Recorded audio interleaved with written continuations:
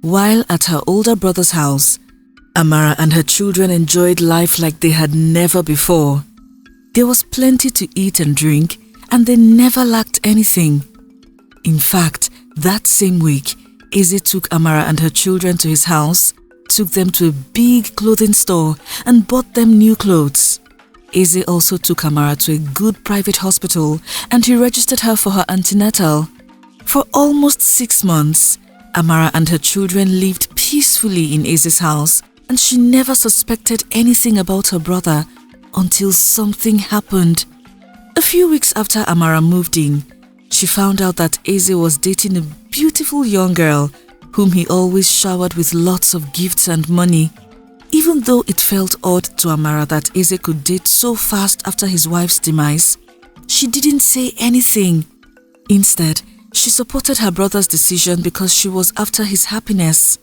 Strangely, after just 3 months of dating his new girlfriend, Eze proposed to her and they got married.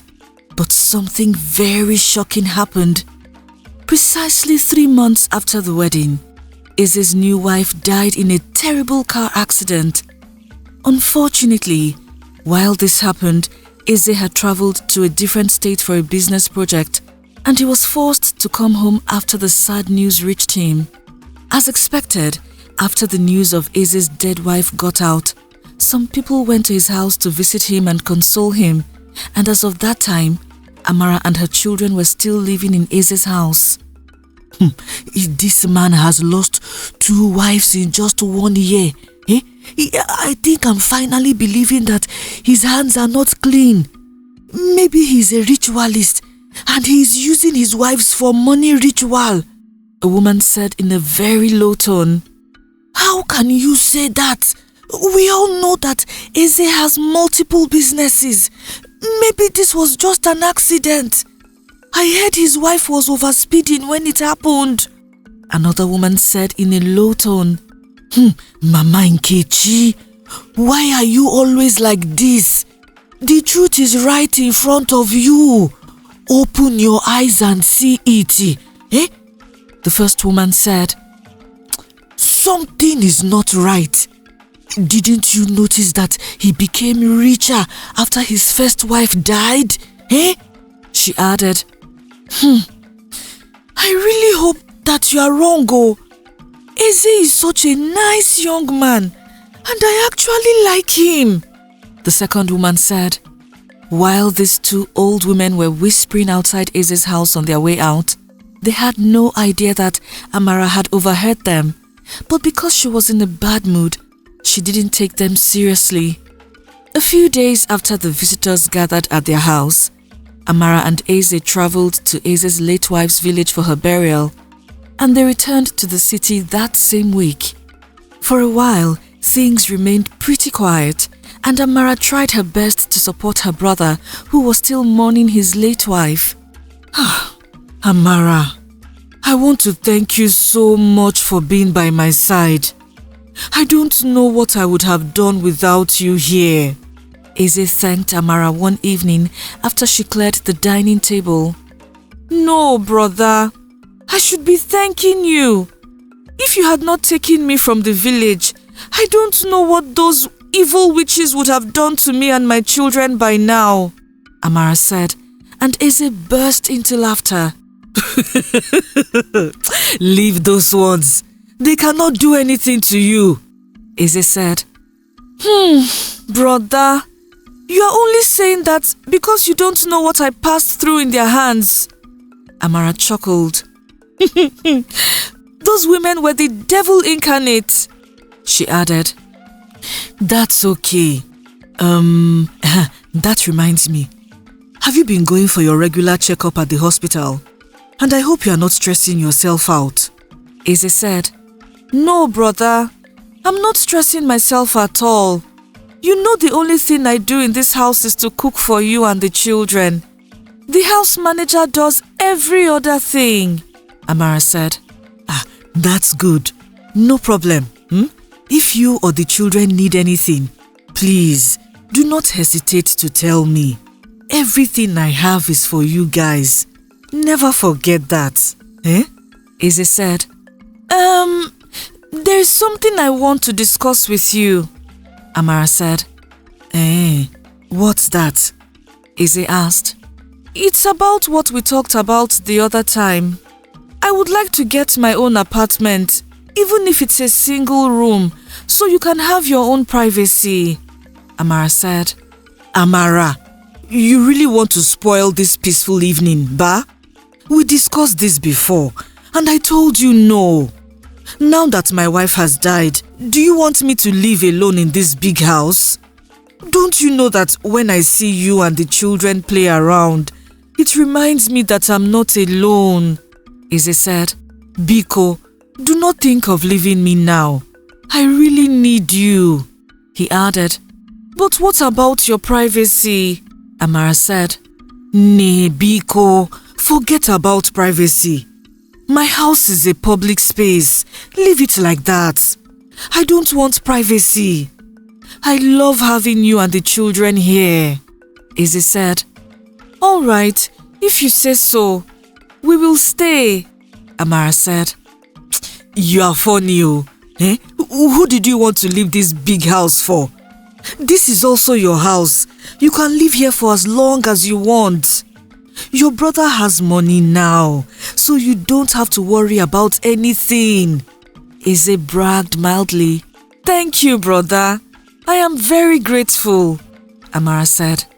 As time passed, Amara got closer to her delivery date, and when it reached 9 months, she gave birth to a bouncing baby girl. To show Amara how happy and excited he was for the birth of his niece, Eze hosted a big party for Amara, and a few days later, he hosted a big naming ceremony that was the talk of the entire neighborhood.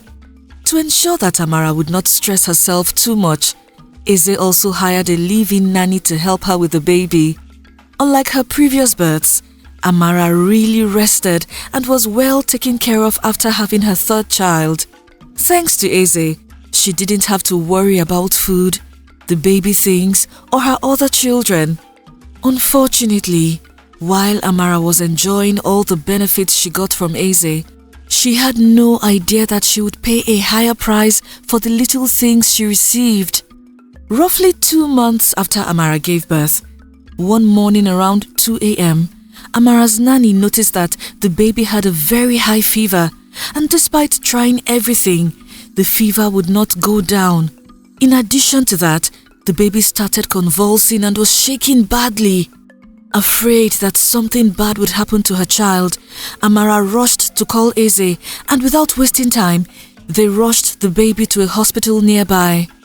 Sadly, even though Amara and her baby arrived at the hospital quickly, the baby passed away shortly after they reached there. When this happened, Amara was very heartbroken and she cried her eyes out that night. My baby was very innocent. Why did she have to go? Amara said in a teary voice. Amara, it's okay. God understands best. You might not want to hear this, but we should even be glad that she didn't suffer at all, Eze said in a bid to console his sister. But this is too painful. You don't understand what it feels like to carry a child for 9 months. Give birth and lose that child to the cold hands of death. Amara said in a teary voice. I know, my sister. I understand you because your pain is my pain, Eze said. Right now, you need to be strong for your other children so you can take good care of them, he added, while Eze was trying his best to console Amara. Amara had no idea that he was the person behind her innocent child's death. In the brotherhood Eze belonged to, they needed a sacrifice for something, and Eze volunteered to sacrifice his sister's newborn baby so that he could grow faster in his rank and make more money at the same time. After a few months passed, Amara tried her best to move on from the tragedy that happened. Sadly, while she was focused on becoming a better mother to her children, Another tragedy struck. That afternoon, Amara was resting in her room when she suddenly heard voices screaming outside. Yay! Before she could wrap her head around what was happening, some young boys rushed to call her. Auntie, something has happened to your son. One man hit him with a car. Two boys said while panting heavily.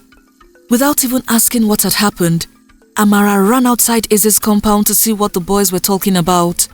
The minute she saw it, she fell to the ground and screamed. Just 3 compounds from Eze's compound, Amara's first son was lying lifeless on the ground, and he was bleeding profusely from his mouth, and a part of his head had been cracked that she could see his brain. It happened that while Amara's son was playing street football with some of his friends in the neighborhood, a speeding car hit him and it drove off immediately. When Amara screamed in pain, the entire neighborhood came out to see what had happened. This woman again? Who did she offend to go through all this? One of the neighbors said, I know that Eze is responsible for this. He is no longer killing his wives. He is now using his sister's children. Someone said, and Amara heard her. Right there, while Amara was still clutching onto her son's dead body, she remembered a dream she had a few nights before the tragic incident happened.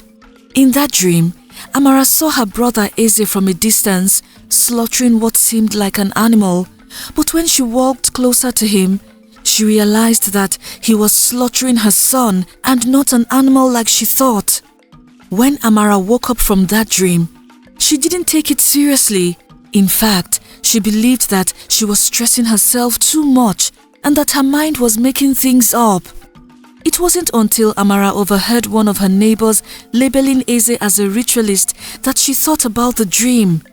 That day, since everything had happened so fast and Amara was overwhelmed with losing her son, she didn't confront Eze about the accusations. Like her newborn baby, her first son was buried a day after his demise, and watching her second dead child get lowered into the ground really broke Amara. Luckily for Amara, she was still close to her late baby's nanny, the elderly woman who helped her take care of her baby while she was still alive. Unsure of who to talk to, Amara confided in her late baby's nanny, and she told her about the horrible dream she had and how her son died a few days later. This is what you will do. Make sure you do not confront Eze or let him know that you suspect him. In the meantime, I will talk to my church pastor. He is a powerful man of God, and if truly your older brother is behind these deaths, he will be exposed. The nanny said. 2 days after Amara visited her late baby's nanny, they went to a church and met the woman's pastor.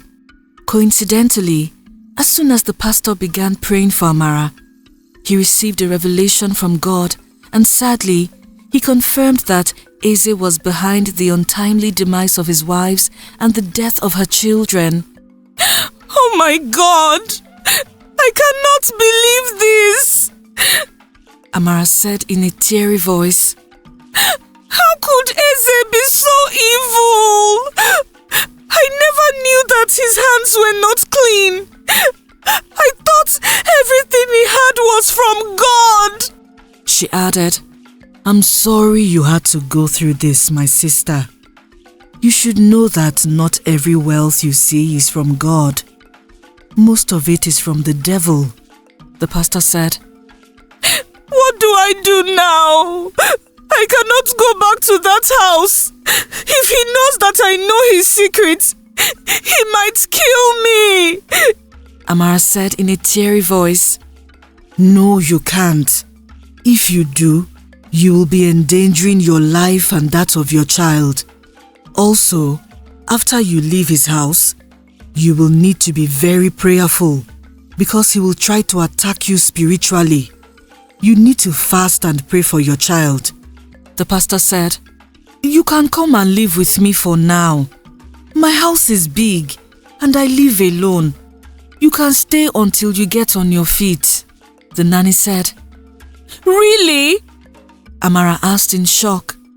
Yes, I will also fast and pray with you, so you break out of your evil brother's shackles, the nanny said. That same day, instead of going back to Eze's house, Amara went to the nanny's house. She didn't even bother going back to Eze's house to pack her clothes. Funnily enough, when Eze realized that Amara was never coming back, he didn't even bother calling her. Instead, he tried so hard to kill her and her child because she knew his secret. Unfortunately, Eze could not succeed with his plan because of Amara's continuous fasting and prayers. In addition to her fasting and prayers, the nanny and her pastor also fervently prayed for Amara and her child. About 4 months after Amara moved out of Eze's house to the nanny's house, she received news that Eze had died in a ghastly motor accident. Even though the news of hearing that her only surviving family had passed away broke Amara, she was glad that her enemy had been defeated and she and her remaining child would live freely without the fear of being sacrificed. The end. Did you enjoy this story? Tell us your favorite part in the comment section below. Please like, share and subscribe to our channel. Also, do not forget to follow us on Facebook and Instagram. Thank you.